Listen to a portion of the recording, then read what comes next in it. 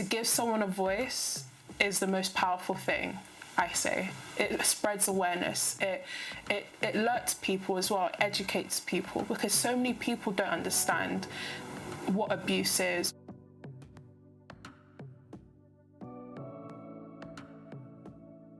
I'm always that bubbly person, the one with so much energy, the banter, the jokes. So for me to sit down so seriously in front of a camera, it taught a lot of people a huge lesson that this can happen to anyone. And I wanted to be that person that, you know, started almost like a chain reaction, to have that confidence to sit in front of a camera and say, this is who I am and this is my story and this is how I want to help you share yours. And that, of course, started with Victims too.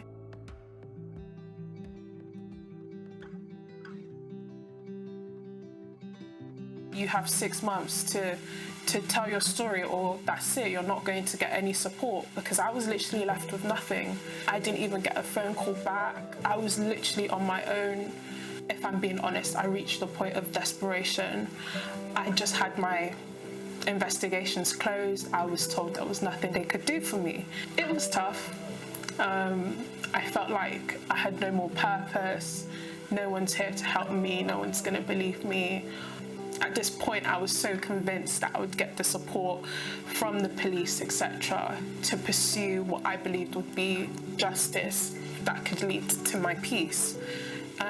And to be told that despite your evidence, despite all the witnesses, there's nothing that can be done, it just felt like my experience was invalidated, like it didn't matter, it was not that significant. I want to keep fighting, and that's why I started my campaign, and that's why I started Victims too, because I have to change the law. I can't let anyone experience this sort of pain because they're told they were too late to come forward.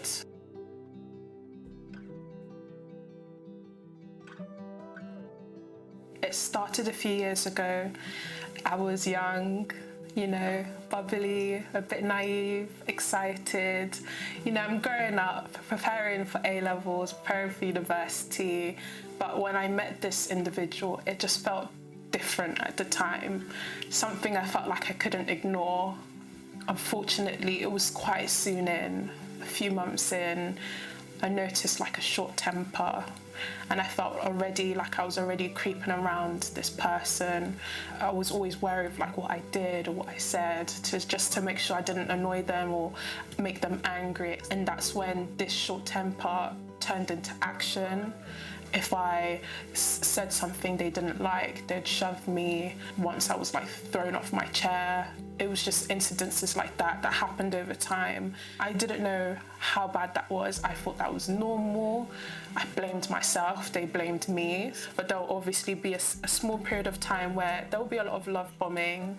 You're convinced that things are getting better, things are okay, and you start thinking, wow, like, this is worth it. This is why I stayed for moments like this. And this just went on for a few years. It got quite more like severe, so it turned into like more like really physical, like attacks, random attacks.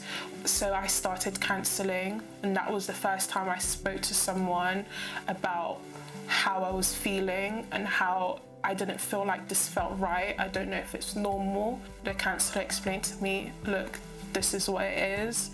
Initially, I refused to believe it. Like, no, it's not that bad. I've seen how extreme people's experiences can be, and I was comparing it to that. I was like, it's not that, you know, it's not that. I can get through this, I'll be okay. And then it started getting into like sexual assault, and that's when I felt my confidence, not just with myself and my well-being, but like with my body and my image, just completely plummet.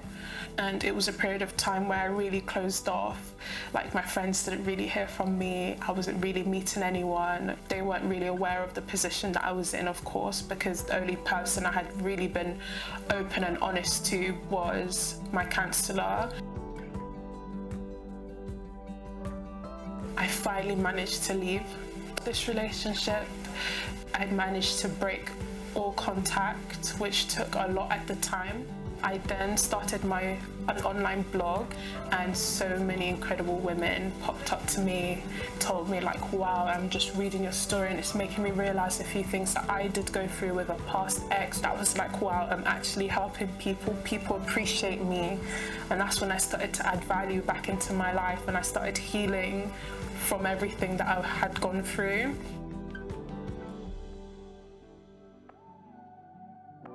My experience with dance, I'd say, has been pivotal in my healing journey, and all the amazing people I met and all the support that I had really, really helped me find the courage that I have today. I was allowing myself to like challenge myself and to learn something different, and it just helped me find peace.